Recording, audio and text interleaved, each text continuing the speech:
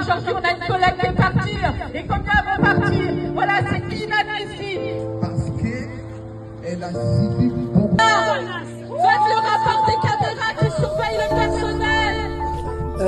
Aujourd'hui, on est là pour soutenir les salariés de la Chênaie et de rendre hommage à Martial parce que elle est morte d'épuisement. Aujourd'hui, c'est Martial. Mais il y a plusieurs comme ça qui sont dans le...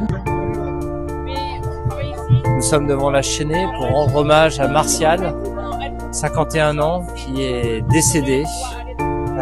Et ça fait vraiment chaud au cœur de voir tout le personnel de la Chênaie ici présent pour lui rendre hommage et pour vraiment dénoncer les conditions de travail indignes. On a déposé les fleurs, le personnel de la Chênaie, les sympathisants. Nous sommes devant l'EHPAD de la Chênaie, rue des Fusillés de la Résistance, au quartier Liberté. Cet endroit en fait est important, c'est un endroit en fait où beaucoup des aînés sont résidents et il est important pour que nos aînés soient bien et leurs familles rassurées que le personnel de l'EHPAD soit également dans de bonnes conditions de travail. Or ce n'est pas le cas. Trop de témoignages convergents sur la maltraitance organisée au travail à la Chênaie, les cadences, le manque de respect des droits de pause, de la vidéosurveillance. Pourquoi surveiller en fait le personnel? Dans quel but? Et même une absence de dialogue social qui nous est remontée systématiquement par les personnels soignants de la Chênaie. Même au-delà de ça, ça va même plus loin, un turnover, c'est-à-dire des départs extrêmement récurrents, que ce soit des médecins, que ce soit du personnel de cantine, et lorsqu'il y a des canicules ou autres, des conditions extrêmes de travail et de difficultés pour le soin.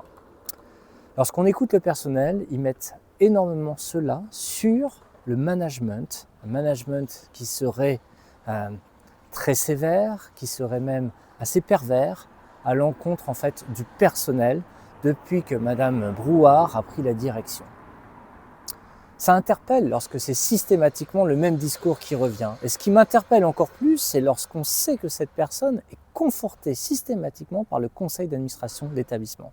Or, dans ce conseil d'administration est présent la mairie de Suresnes, via Madame de Septenville, l'adjointe de Monsieur Boudy. Ça veut dire que malgré les mobilisations syndicales, et j'y ai participé comme député suppléant lors des 3 dernières années, il n'y a ni dialogue social, ni quelconque forme d'enquête, d'interrogation ou de défi mis par le conseil d'administration où est présent le maire de Suresnes via Madame de Septenville. Ça interpelle énormément. Ça veut dire qu'on laisse faire la maltraitance au travail, on laisse faire des conditions de travail qui ont un impact direct sur la qualité des soins et de l'intention pour nos aînés à Suresnes. Concernant le management, si le management est toxique comme ça, cela a un vrai impact sur la santé physique, la santé psychique du personnel.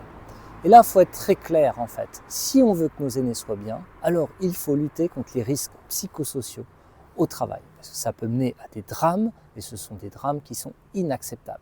Alors, comme tête de liste Suresnes Social Écologique, je prends l'engagement suivant, mener une enquête sur les conditions de travail et les conditions de soins.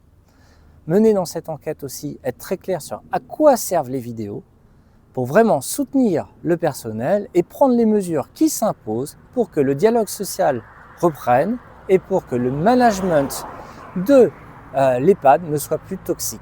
Il en va de la qualité au travail, il en va de la santé et du bien-être de nos aînés à Suresnes.